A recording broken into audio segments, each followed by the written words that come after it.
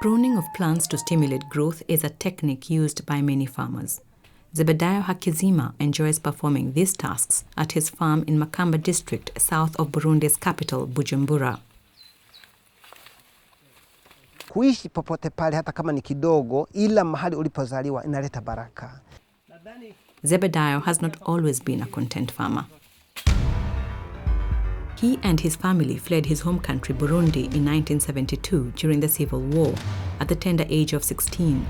The casualty estimates of that war are said to have exceeded 100,000 deaths. Thousands of asylum seekers, including ZEBEDAYO's family, fled to neighboring Tanzania and Rwanda. He has been living as a refugee in Tanzania for the past 40 years and only returned to his homeland 6 years ago. The father of 6 was able to trace back his ancestral land, but it had been already allocated to new owners. Tulipofika hapa tumekuta shamba wameshalichukua waliobakia katika nchi hii, na tulipofika hapa ilibidi tufike kwa viongozi tukaulizia jinsi gani tuweze kufika kwenye shamba letu. Tulipitia uongozi wa nyumba 10, mwenyekiti wa kitongoji mpaka mwenyekiti wa kijiji, kwa sababu ilikuwa na wakati mbaya sana. Ilikuwa sio rahisi sana kwamba mtu afike tu na kufikia kwenye shamba lake. Land conflict is highly sensitive in Burundi. The United Nations Human Rights Office in the country follows such cases closely. La cohésion sociale qui peut être perturbée par l'arrivée des rapatriés qui sont très nombreux et qui avaient des terres avant de fuir et dont les terres ont été occupées par d'autres personnes. Maintenant, il s'agit alors soit de partager et nous intervenons chaque fois qu'il y a des conflits et nous les portons à la connaissance de l'autorité pour que cette dernière puisse prendre des actions nécessaires, des actions qui tendent à ramener la paix, la cohésion sociale. More than 90% of land in Burundi is used for agriculture. Subsistence farming is a core income earner in the Central African nation.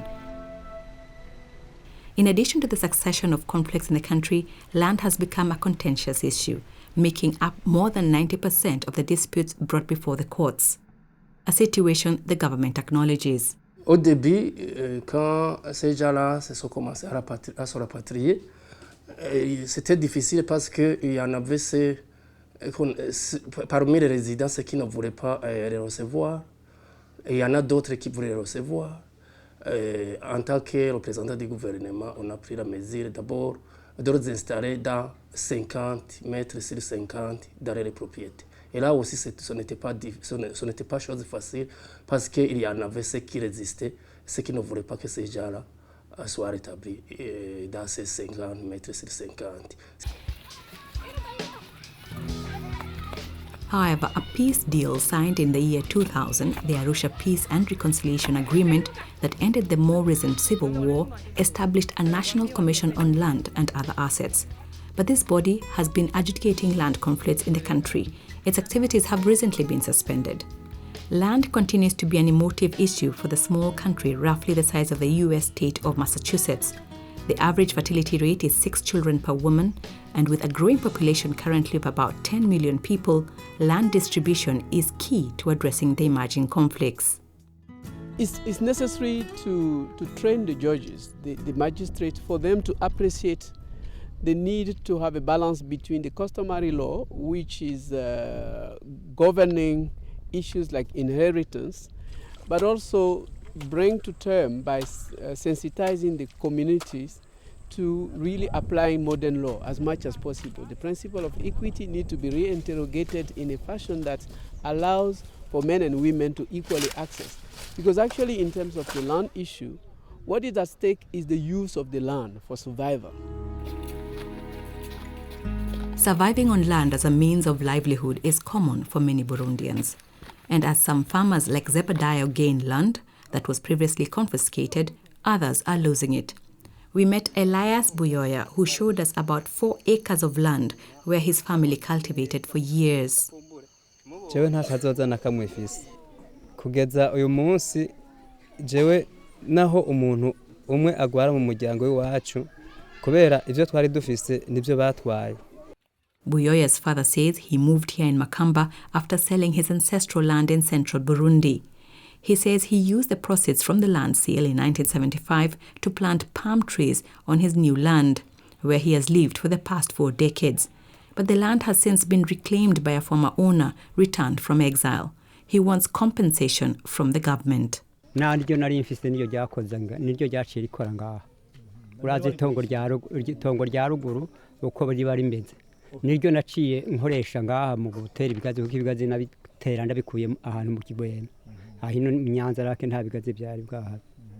Karenzo's wife laments at the tragedy of losing land and the conflict generated. She was a widow when she met and married Karenzo, but she has since lost both her deceased husband's property and that of her current husband.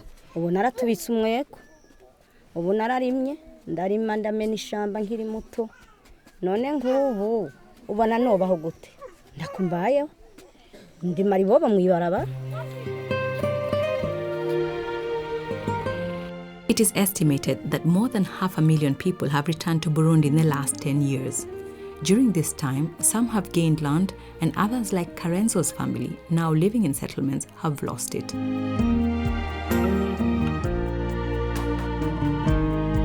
Burundi's land law states that after 15 years of legal use of land, the occupant's right to that land is protected.